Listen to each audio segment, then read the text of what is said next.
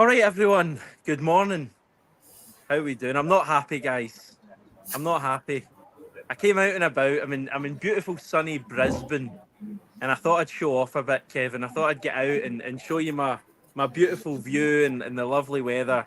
And he's only gone and outdone me in Bergamo. I'm not happy about it at all. Although maybe people can vote, but Brisbane or Bergamo, what's better? Tony, you're in Bergamo. How's it going? I am indeed. I wasn't trying to play top trumps, Hamish. Nobody was more surprised than me when I saw you and you were out and about, and I thought, oh, here we go. But yes, buongiorno, living La Dolce Vita in Bergamo. It is very warm. I think most Celtic supporters, I don't know what they'll have packed, but there'll be a lot of Parkers kicking about and they'll be sweltering, one would conjecture. But yeah, I'll just swing this round. I got the funiculare. It's the tram that takes you up. The old town's on a hill, surrounded by walls, but I'm in I've been one of on the that. cafes. Yeah, and if I swing this round, you might get a wee view there. Can you see that, guys? Kind of beautiful view of Lovely. Bergamo. It's so there you have it. So I feel like James Richardson. Remember when he used to get the kind of papers in Gazzetta Football Italia and tell you that in the Zuppa del Giorno. That was always my ambition, Kevin. I wanted to own a newspaper called the Zuppa del Giorno, which basically translates as Soup of the Day, and give it all that and read the Italian headlines and just make up stuff as you go along. But I feel a bit like James Richardson today. But it's great to be out and about following Celtic on their travels again. But I shall let you know how I feel about it all tomorrow night at some point about 8 o'clock. Didn't enjoy the last one. Yellow Wall was great, but it's not enjoyable covering your team getting hammered 7-1. So hopefully it's a different experience this time. But for everybody who's ever travelled to Italy, it's just a beautiful country. It's just so picturesque and it's lovely and it's warm. And yeah, looking forward to Brendan Rodgers will speak later on tonight. So looking forward to go and hearing his thoughts on that. So yeah, so sorry about the top trump and Hamish. I didn't mean to, but Brisbane looks absolutely spectacular as well, I have to say. It really is. It's 7:10 here, and it's lovely and warm. But I dare say you're all right as well. I went to Bergamo on my way to Cluj a few years. Remember we played Cluj in the Europa League? Yeah. And I flew via Bergamo, and Bergamo is lovely. I went on that thing that you explained. Yeah, where you go up the hill. Yeah. And I think I had a nice pasta as well in Bergamo, and it was spectacular. So I'm very jealous, even though I'm happy here. Kevin, how's things? Hi, great. I'm just in sunny Lennoxtown. I can't compete at all. I've got the Campsies on one side and the Lennox Forest on the other. And the flight path into Glasgow Airport directly above me. So that's probably the nearest I'll get to any of you guys. But You paint the picture so well. Bergamo is a very, very historic Italian city. One of the largest cities in Lombardy, which of course, people forget that in Italy, nationhood is a whole different concept from us, because up until recently, Lombardy was its own kingdom, was its own state,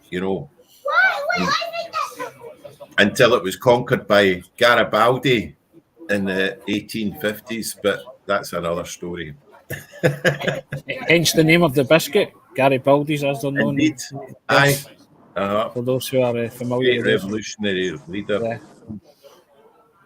Have we played Atalanta before, Kevin? I was trying to think this. Never played them. No, the only Italian sides we played are AC Milan, Inter Milan, Juventus, Udinese, Lazio, and Fiorentina, and now Atalanta. And we've got not a bad record. We've beaten Italian sides, I think, about 7 times. And until the last few years with the emergence of the super clubs, we were more than holding our own in head-to-heads with Italian teams. But our last 2 or 3 meetings with AC Milan, and also that double-header with Lazio last year kind of skewed it a little bit. You can't come to Italy and not have a cappuccino, so there you go, guys. Of course. Right, tell us when you finish doing that, Tony. Tell us about the Celtic support. Have you seen many Celtic fans? I know I've got a few pals that are going to the game, and they've been there for 24 hours already, and they were going up Lake Como yesterday, loving life. I flew into Milan Malpensa, which turns out it's nowhere near Bergamo. But I got on the bus and I met two guys from Dundee.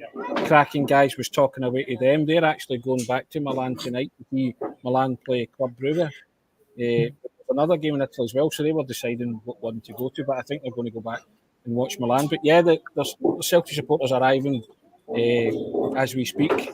Seen a few of them last night as well, dotting around some of the hotels as well, walking in the streets and stuff. So yeah, they're arriving. Kind of the old Jimmy Sanderson, who once said, "Ibrox is filling up slowly but rapidly."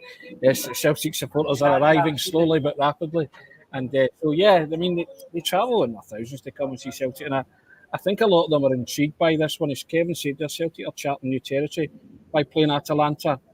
And as much as anything else, if you're a student of football at all, the Atalanta story in the last few years under Gasperini has been quite incredible. And I think that's the appeal for a lot of Celtic supporters coming to this game. And it's a wonderful part of Italy too. I have to say, I'm very taken with it. And I think most people fell in love with Atalanta over the last few years because of the story. And then they put play to the ultimate Cinderella story last season, the Europa League final, didn't they? I think every neutral was wanting kind of Bayer Leverkusen to win, but Atalanta gave them a regal doing, didn't they, in the final? Oh, yeah. Played really well, and you were delighted to see that kind of football triumph.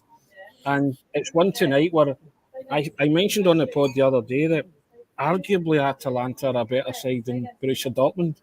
You could argue that, the way they're set up and the way they play under Gasperini and the players that that's what I did the other day, and Hamish said, "What's that?" And I said, "Watching through the cracks in my fingers." And I guess Hamish, you said it the other day as well. We arrived in Dortmund with some optimism, and it was quickly dismantled. So I think the least said in terms of optimism about this match, the better, and we take what we get in terms of whatever Celtic turn up. Yeah. There's no real optimism, Kevin, is there? Nobody's feeling too optimistic. No. I've got thoughts about the way that Brendan Rodgers sets up in these games. I mean, I completely understand his philosophy. We have one way of playing football, and I'd rather go down trying to play that way, even if we get outclassed. However, I just think of the reputational damage that we sustain if we get thumpings long term, and I think that any custodian of Celtic and as head coach or director owes it to the fans to try by the best means possible to get the best result possible. Because we talk about, if you know our history, you know it's in the DNA of our club, right? Celtic fans have got detailed knowledge of their club's history, what it means to them and their families, and having regular thumpings in a short course of time ain't good for the soul, not good for the history, not good for the record. And that's why I prefer to look at Neil Lennon when he got a 2-1 victory against Barcelona, probably the best Barcelona team of those brilliant Barcelona teams in that 10-year period, beating them 2-1, even with only 13% possession, and then narrowly being very unlucky to lose 2-1 in the Nou Camp. And, you know, my God, it was torture watching it, with Celtic always behind the ball. But the record books show to anybody who wants to see that over the course of 2 games, we drew 3-3 on aggregate with the best Barcelona team that there's ever been. And when you were mentioning a 2-1 win there, I actually thought you were going to go for the Lazio one, because that was another really good performance, because from memory we carried a threat in that game. Yeah, we did were actually. Pretty resolute, and it's that kind of performance. I don't think any Celtic fan is is calling out for the team to play like Scotland in the Euros. That would kill me watching Celtic play like that. I think all we're asking for is a bit more defensive discipline, not going gung-ho with our press and leaving Callum McGregor exposed. But personally, I still want us to have a go at Atalanta tomorrow. I don't want us to go out there and, be playing for a draw from kickoff. I want Celtic to go and put their imprint on the game. But let's just be a bit more disciplined and a bit more sensible in how we do things. I just want us to go there and be hard to beat, Hamish. But, clinical when we can be, when we get forward. And that's all you can really ask for. Is Kevin said there, just set yourself up in a way that you're not going to get trounced. And it's these clusters that I keep talking about. They did it again on Saturday domestically. They lost 3 goals in jig time. And that's the problem with Celtic. Once they lose a goal, especially, you've seen it in Europe, they lose 2 or 3 and they have no chance of winning a football match after that. They just have no chance. But you don't want, as I said on Monday, you don't want that malaise to spread to the domestic game. Thankfully, it hasn't. Aberdeen played very well in that 20-minute spell, but that's been Celtic's Achilles heel in these games in Europe under Rodgers. They're not giving themselves a chance to win any football matches when you're losing 2 and 3 at a time. And I remember referencing when they played, was it Astana? And Celtic were 5-0 up from the first leg, and they lost like 3 goals in jig time, and it was panic stations for a while in Kazakhstan. And you're thinking, it shouldn't be like this. The first time they qualified for the Champions League against Hapoel Tel Aviv, they were 5-2 up. They went 2-0 down in jig time. Hapoel missed a penalty. And you were panicking. And you're thinking, again, why is it always like this with Celtic away from home? And as Kevin says, you've got to set yourself up in a way to be a bit more resolute, to be able to defend when it matters and attack with purpose when you have the ball. Because criminally in Dortmund, they gave the ball away so many times and so cheaply. And Dyson Maeda was one of the culprits. And again, it happened on Saturday and he get punished domestically, which doesn't usually happen. So all of these things have to be tighter and better and sharper for Celtic to have any kind of chance of a result tonight. But if we get the level of performance we did in the first game against Slovan Bratislava, and yes, I'm well aware Bratislava are not at the level of Atalanta, but that was a brilliant performance that night. If you hit that kind of level, we can get a result tomorrow night. I think you need to be looking at players like Kuhn and making sure you bring him into the game. He's been a revelation this season. Again, we're going to have the debate about whether it's what do we do with the Hatate conundrum. At certain incidents, certain kind of moments in games, he does world-class things. He turns games with passes. That finish against Aberdeen was sumptuous. There was another ball that he played. I don't know if it was overlooked, but he played this kind of chipped, accelerated ball, crossfield pass from left to right in the second half that no other player in Scotland could have achieved. Right. Weak foot as well. Yeah, absolutely. And even the goal, you're thinking he's going to smack that with his right, but it was his left, wasn't it? Which actually made the aesthetics of it better. Was it his right? It was sumptuous. And he did something similar against Real Madrid with that swinging left to right, volleyed pass, and he can. In games like this, with that sort of skill set, where you immediately put the opposition in the back foot in an unexpected way, which is indefensible, literally, you just think this is a stage for him. But we'll see. We'll see. And. I mean, I hate to be pessimistic getting into European games, even when we're up against it and we're not expecting much. But again, you just look on paper and you're thinking Atalanta, Celtic, Celtic are the household name here. Atalanta aren't, but by virtue of playing in one of the top 4 leagues, and because of the way that money is distributed in European football, they've been propelled. But I'm not using the money excuse because, we play Aberdeen on Saturday, and we're 10 times, our wage bill is probably 10 times, maybe more than theirs. So it's just the economics of football. They've been a hell of a team over the past few years, Atalanta. I think this is the 9th season Gasperini has been in charge. Nine years and counting is a hell of a tally these days in football, and it's his team. I was chatting to an Atalanta fan yesterday, and they just view this guy as one of the most important people in their entire club's Especially in Italy, Hamish. 9 seasons for a manager in Italy is remarkable, because they hire and fire, within a year in Italy a lot of the time, and managers go bumping from club to club. The manager can manage AC Milan one year, it could be manager of Inter the next year. Stuff like that.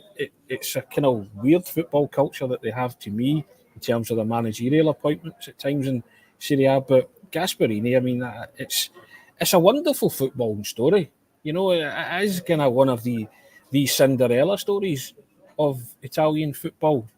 And I don't like using money arguments, because it's the same with Celtic domestically as well. So I kind of say, right, fine. But, it's, as Kevin said there, that they are relative newcomers to the European scene, but they made their mark last season playing a brand of football that swept them to that Europa League win, and I think everybody applauded that, and that's the size of the task facing Celtic. But again, when Celtic are good and things come together, they can play well. Hamish, you mentioned the Slovan Bratislava game, and that was a wonderful night.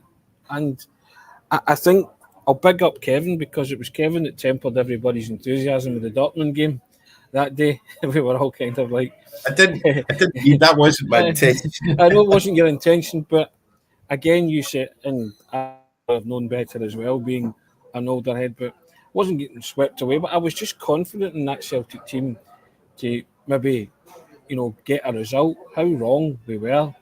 But Kevin, you were like, this is Dortmund, a bit of realism. So again, I'm not making any sweeping statements this time. I think Celtic know they're in a game against a top-notch European team, and who under Gasperini's trajectory has just gone and rocketed skywards.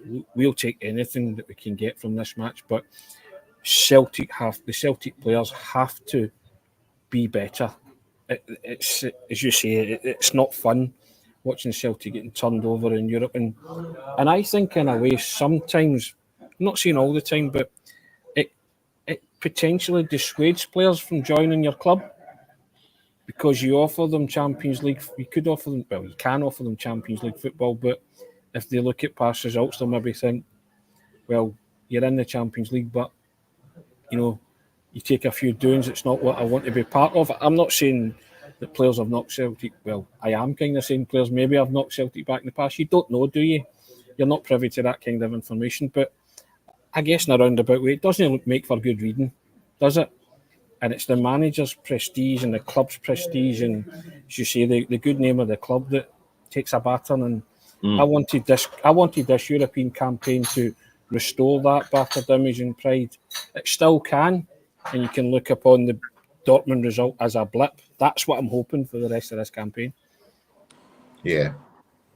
I mean, the reality here is, and we said this after the Bratislava game, getting those 3 points at the start was crucial, because we knew we were going into Dortmund away, Atalanta away, and we knew there's a fair chance we wouldn't pick anything up, and things might play out that way. We might get a result on Wednesday night. I think for me, and I hope this doesn't sound defeatist, and I know this is setting the bar really low, but that's where we're at away from home in Europe. I think it's different at Celtic Park. I'm looking for Celtic to go out and really compete tomorrow and not fall by the wayside. and not give up goals in chunks and not fall apart the minute anything goes against us, because that's what's happened invariably in Europe over the past 3 campaigns. There's been the odd exception, Shakhtar Donetsk away, and obviously every game hasn't been 7-1 or 6-0, but virtually every other game we've fallen away at key points. And I'm just hoping, I'm hoping to see Celtic really compete in the game tomorrow. And, you know, that might not be good enough. We might lose, but let's really try and take something positive from the game, because even if we lose the game tomorrow, you're still looking at us having a fair shot, I think, of getting the points we need. We maybe only need 2 more wins from our last 6 games, and we have some games at Celtic Park that I think we can win. I think it's a totally different team at Celtic Park, but tomorrow night, I genuinely don't have real expectations of us getting a result. I'll be honest with you guys, and again, I'm sorry if that sounds negative or whatever. I would argue it's realistic, because Atalanta, you know, we're playing the Europa League winners. We're playing a top team. I want to see Celtic go out, compete in that game, and I want us to look like the team we play like domestically. I want to see bits of our play in Europe that we see domestically. And if we lose, you know, we lose. But I want to see us compete and learning something and taking something positive into Leipzig at home. Yeah, I mean, Leipzig at home, you know, that'll be tough as well. You know, we're talking about a top Bundesliga team.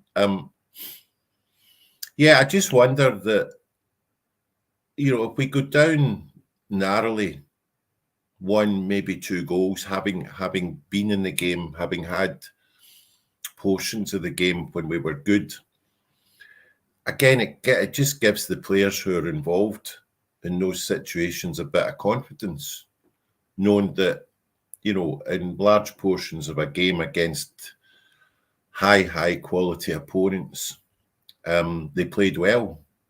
You know, they beat players. They had passages of play that put their opponents in the back foot. These memories, you know, come into play when you're playing domestically. You know that, oh, you know, we held our own. We played well. I played well against a team like that in Italy. I've got nothing to fear. It kind of reaffirms why I was signed in the first place, why I am a professional footballer playing with a top club. And you take it into a game like Leipzig, you know, and then, you know, maybe Bruges, and you think, we've got nothing. I've got nothing to fear here. I can produce on the biggest stage, even if we were beaten in the game. I can look back at my performance and say that I belong here. But when you're thumped and there are no redemptions, then the other clubs who are coming to Parkhead, the ones that we hope we can win and then progress, they kind of look at those results as well and think, we've got nothing to fear here. You know, they will have studied. See, the thing about Bratislava is that it was first game, and you know, we were flying high, we were unbeaten. But when it comes to Leipzig and then the other home games that we have, you know, again, if we get too many thumpings, they look at those performances, they study them, and they look at the weak points, and then, you know, they're better able to take advantage of them. That's why, even if we are going to be beat, we need to kind of maintain a competitive edge for as long in that game as possible, and that involves not losing 3 or 4 goals in half an hour. It involves having sporadic attacks when we're dangerous, and which cause the opponents to respect us, you know, to know that they too are playing a Champions League team. That's what we're looking for. You mentioned him earlier, Kevin. I think Nicholas Kuhn could be vital for Celtic tonight. They need an outball. Didn't have it in Dortmund at Tomorrow, all. Tony. Sorry, yeah, tomorrow, yeah. Just in case you worry people. yeah. Somebody got worried earlier. I think they mentioned it in the comments. Yeah, you know, Celtic need an outball tomorrow. Kuhn's your man for that, and Maeda as well. But you have to say to Maeda, when you get the, you can't lose it. You can't turn it over. if anything else, gain territory, take it for a walk, but do not relinquish possession of that ball cheaply. Kuhn is more direct and he's more positive. You have to say to Kuhn, whenever you get the ball, you have to attack. Get us up the park. That's the kind of thing, Celtic were famous for under Jock Stein. Give the ball to Jinky, let him take a walk. And I think these are things that Celtic have to utilise to their advantage. They've got two speedy wingers who really need to, in terms of tomorrow night, use the old parlance, screw the nut and get them up the park. Play for throw-ins, play for free kicks, but attack. But when they have the ball, they have to retain it. And if that means just running 10, 20, 30 yards and just taking some pressure off the midfield and the defence, then so be it. But they really do have to play their part. And I think this is where Kuhn can come into his own, because not only is Kuhn fast, but he's also dangerous. And he's one of those players that, as Kevin alluded to there, that I think has the right to say, we're on this park beside you, we're going to compete and we're going to show you why we should be here. We're at this level and we're at this stage. So I want a top performance from somebody like Kuhn and Maida as well. But I accept Maida can be erratic sometimes. But I'm looking to Kuhn to be the man tomorrow night in terms of being creative for Celtic and using his pace to do some damage. I think keeping the ball is so important as well, because we didn't do that at all against Dortmund. And I think part of why I'm a bit pessimistic about tomorrow night is that Atalanta have this renowned playing style of they go man for man, Atalanta, and they can really suffocate opposition teams. And I've seen enough of Celtic in Europe. And to be honest, even sometimes domestically, like at the start of the second half on Saturday, that when opposition teams come after us, when we're playing through the press, we look fabulous and we look confident. And we saw that against Rangers, fabulous. But I think at Europe, against better teams, we struggle sometimes, and we struggle to keep the ball, and we've not really got an out ball, and we just give the ball away, and the opposition have wave after wave of attack. And that's what happened against Dortmund. It's what happened against Atletico Madrid. It's happened in other games for spells.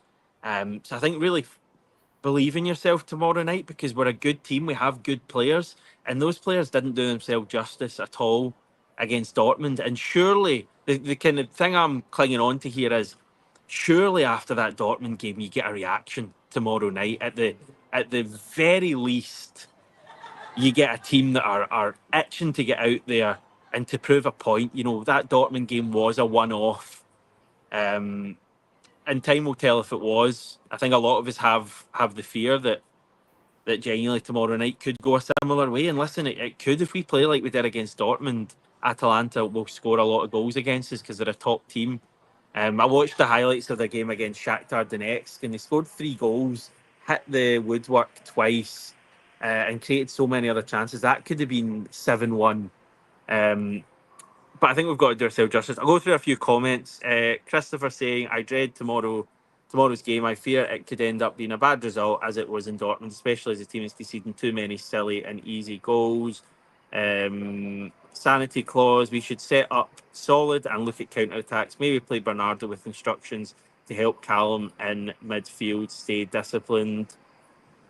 AJSC, overestimating Atalanta would be as big a crime as setting up the way we did against Dortmund. Don't overestimate them, as that breeds a kind of panic where we crumble after losing a goal. And Curly's saying 4-3-1, we need 2 holding midfielders tomorrow to have a chance. Tony, I expect Brendan Rodgers will be quizzed on all of that kind of stuff later on. What do you expect him to say? I expect him to say what he said the last time. He said he won't change, didn't he? That's what he said. He's not going to change his tactics, but he has to adapt his tactics. He has to come up with a game plan or devise a game plan to nullify the threat of Atalanta. And he'll have devised something. They can't continue to do the same thing. You will see some tweak tomorrow in the formation, but like you, I'm looking for that kind of reaction. As a professional footballer, your pride takes a battering when you get hammered 7-1, or it should. Celtic are a far better team than that. And players like Callum McGregor, Casper Schmeichel, Austin Trusty, who all spoke in the aftermath of that, talked about learning lessons. Let's see what you've learned. Let's see what you've worked on.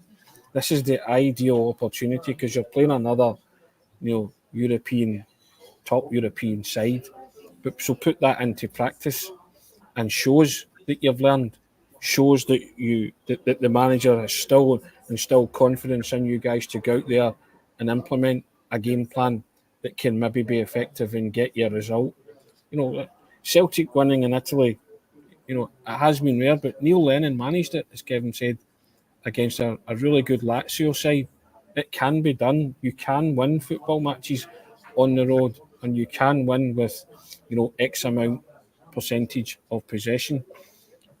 You just have to set yourself up in that way to be resolute.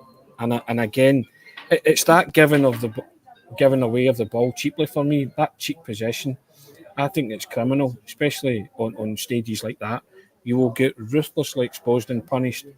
Celtic need to just do the basics, and it seems such a simple thing to say, but that's been their downfall in many a European tie. They've not been able to perform the basics, and before you know it, they're 2 and 3 down, or they've conceded 2 and 3.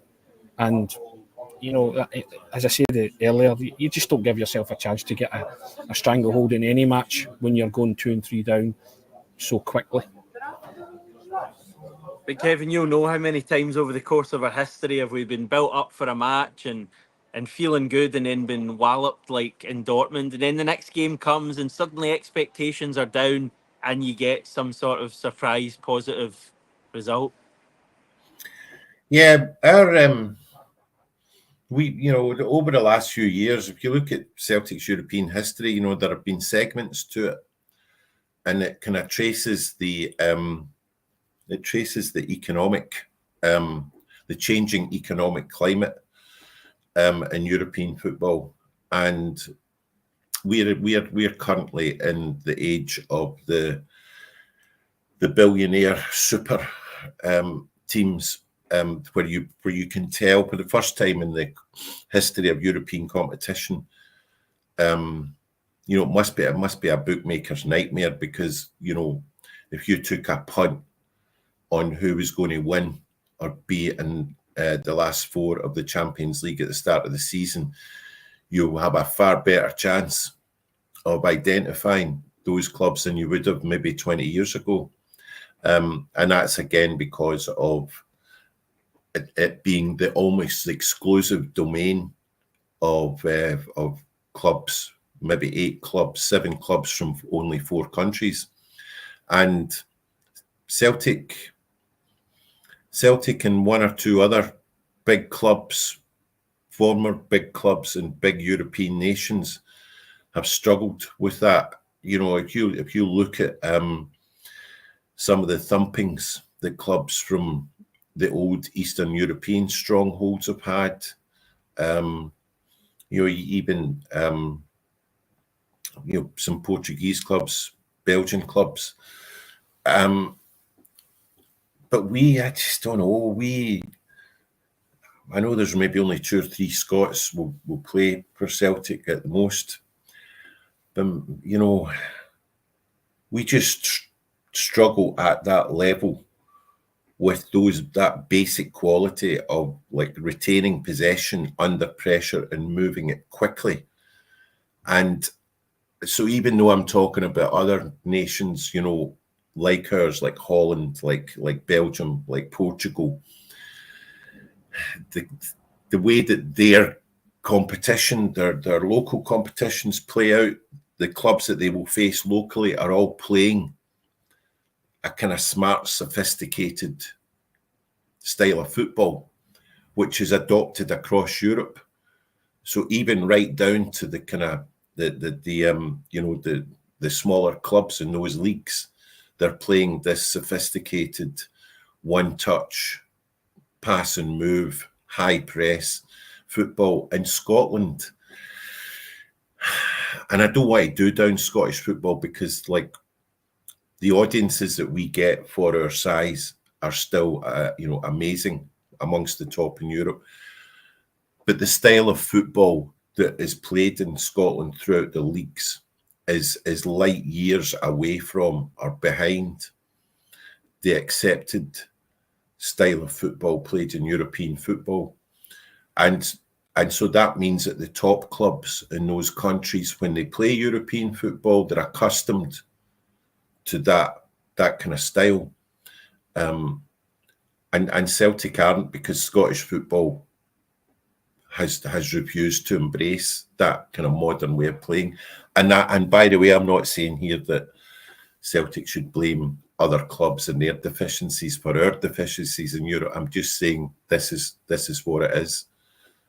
And that hasn't happened before in Celtic's history. You know, we're at that kind of point of history in European football where we've got this massive, radical new challenge, and we're just struggling to adapt to it. Yeah, and I think the thing that frustrates me and frustrates me about Dortmund is, like, I know that this team can play good football, and I think they're so much better than what they showed in Dortmund, and I just hope they're keen to put a few things right in Bergamo. Tony, what's the plan for today? The plan for today is to head to the square, the Old Town Square as well, and see a few of the brethren who have travelled, maybe grab a couple of interviews with some of them and see what's happening, and then head out to the Gateswin Stadium later on to see Rodgers and whatever player they put up. It's usually Callum McGregor, but the last time it was Arne Engels. So we'll be speaking to the player and manager later. I think it's 6:15 our time, which is 5:15 your time, something like that. So looking forward to that. Looking forward to visiting the stadium as well. So that's the plan for your old dad here, and see how it goes. And then obviously the game tomorrow. Remind myself that the game's tomorrow and not tonight. But yeah, as I say, you can't help but be seduced by Italy. It's just a wonderful country, and it's always very warm. It's just very picturesque, and I'm very taken with Bergamo. So I'm going to explore the old town. I'm told you've been there, Hamish, so you'll know what it's like. So I'm told it's great. So looking forward to that. Fabulous. Well, enjoy yourself. Thank you. I know you'll be working hard as well. Same goes for you, Kevin, and hopefully it's a positive evening tomorrow and Celtic can surprise us. A few people asked me, by the way, Brisbane. I'm in, not Sydney, even though it maybe looks a bit like Sydney Harbour Bridge. It is Brisbane, and it's lovely. So we're all out and about, and Celtic will be getting off to join you later on, Tony. So let's hope that... and I'm not in a beehive, as somebody said there. You go, that's the office for today, just to let you know. It's that's Bergamo from the old town looking down. So nice view there, guys. Sorry, Kevin, if both of us are making you a bit... Kevin's away with the holiday. As the kids would say, well, gel. We don't mean to, all right? But yeah, indeed, Lennoxtown and the Campsie Hills is also very picturesque as well. So spectacular. Yes, indeed. But yeah, you're just hoping for better, aren't you? That's exactly what you're hoping for. Anything Celtic get from tomorrow, and it's not being defeatist. You're being a realist. You know, all our optimism was shredded after the Dortmund game, wasn't it? So we'll just see what happens tomorrow night. Still got another video before then. Well, a few videos, but certainly this time tomorrow we'll reconvene and chat some more ahead of the game. But for now, guys, thanks very much. Thanks everyone for tuning in. Remember, we're still going for subscribers, so if you're watching this and haven't yet subbed to the channel, it costs you absolutely nothing. It won't take you long either. You can do it in 5 seconds, I reckon, and it'll mean a hell of a lot to us. Okay, going to head off now. Thanks everyone. All right. Thanks for tuning in. All the best, chaps. Tomorrow.